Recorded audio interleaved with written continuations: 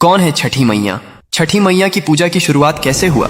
जब सृष्टि की शुरुआत हुई तब ब्रह्मा जी ने अपने कमंडल से जल उंडेला और सृष्टि का निर्माण प्रारंभ किया, लेकिन सृष्टि अधूरी थी। पुरुषों के बिना स्त्री शक्ति का अभाव था। ब्रह्मा जी ने स्वयं को दो भागों में विभाजित कर लिया, एक पुरुष भाग जो सृष्टि का आधार बना और दूसरा स्त्री भाग जो प्रकृति देवी के रूप में प्रकट हुई। यह प्रकृति देवी ही सृष्टि की अधिष्ठात्री थीं, जिन्होंने स्वयं को 6 भागों में विभाजित कर लिया। इन 6 भागों को षड्मातृकाएं कहा जाता है, लेकिन छठी मैया का स्वरूप इनसे अलग और विशेष था। वे ब्रह्मा जी के मन से उत्पन्न हुई। मार्कंडेय पुराण में स्पष्ट उल्लेख है कि सृष्टि के छठे दिवस पर ब्रह्मा जी ने उन्हें जन्म दिया ताकि वे संतान की रक्षा का दायित्व संभालें। ब्रह्मा जी के मन से उत्पन्न हुई, इसलिए मानस पुत्री कहलाती हैं। ब्रह्म वैवर्त पुराण में बताया गया है, जहाँ छठी मैया को सूर्य देव की बहन बताया गया है। सूर्य देव ने अपनी बहनों की रक्षा के लिए छठी मैया को विशेष शक्ति प्रदान की। कथा के अनुसार जब सूर्य देव अपने रथ पर सवार होकर आकाश में विचरण कर रहे थे तो राक्षसों ने देवलोक के बच्चों को नुकसान पहुंचाना शुरू कर दिया। सूर्य देव ने अपनी छोटी बहन